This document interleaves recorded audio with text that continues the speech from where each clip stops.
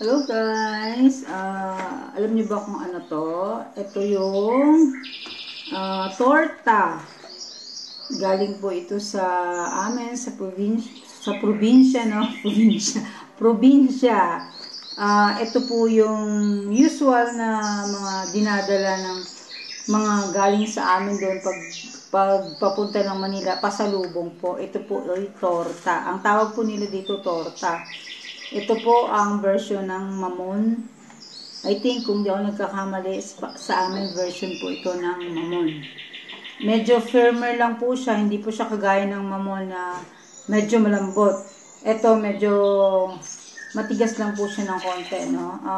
Meron din naman ibang gumagawa nito na malambot talaga. Tapos may asukal po siya sa ibabaw.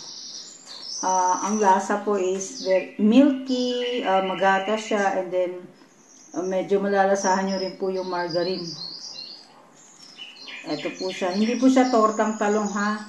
Ito po yung torta na tawag sa amin sa Misamis Oriental, no? Instead of mamon, torta ang tawag. So ito siya pagka inaano mo siya, ayan. Medyo firmer lang po siya, no? Galing na rin po kasi sa ref. Pero kahapon din kasi nung dumating siya, tinikman ko, medyo firm din po talaga siya. Yan.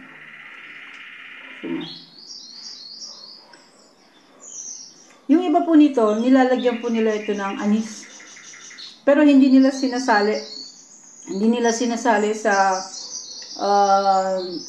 paghalo, no? Yung anis is parang binababad lang muna nila for a minute. Then para mag-infuse lang yung lasa ng anis. And then tatanggalin na ho nila yun. Tapos, hindi ko lang sure kung morn egg yolk po ito. Kasi pag ako gumagawa nito, morn egg yolk po talaga siya. Mas marami ang egg yolk kesa sa egg white. Or minsan, ilan na lang yung egg white na nilalagay ko. Or may time na puro egg yolk, may time na nilalagyan ko siya ng egg white. Then, hindi ko siya nilalagyan ng asukal kasi ang pinaka pangpatamis ko dito is the condensed milk. And ang ginagamit ko pong gatas dito is yung mga premium milk. Kasi pagka yung mga premium, masarap po siyang, malasa po talaga. And then, nilalagyan ko rin po ito kung ako ang gagawa. 50-50 po. Doon sa mixture po ninyo ng fats, 50-50. 50% sa lard, and then 50% margarine or butter. Pero mas malasa po yung margarine, no? Yung margarine naman po na good quality po, ha? Yung premium po, wag po yung hindi masarap na margarine. Kasi meron pong ganun na margarine, no? Mas maigi na po yung kahit medyo mahal ng konti, pero ang quality naman masarap.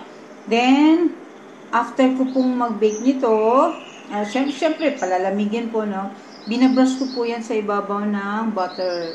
Then, tsaka ko siya i-drizzle ng asukal. Pero konti lang po, ano? Konti lang po yung asukal na nilalagay ko.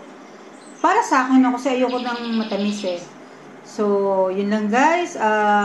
Sana may natutunan kayo. God bless everyone. Love, love, love.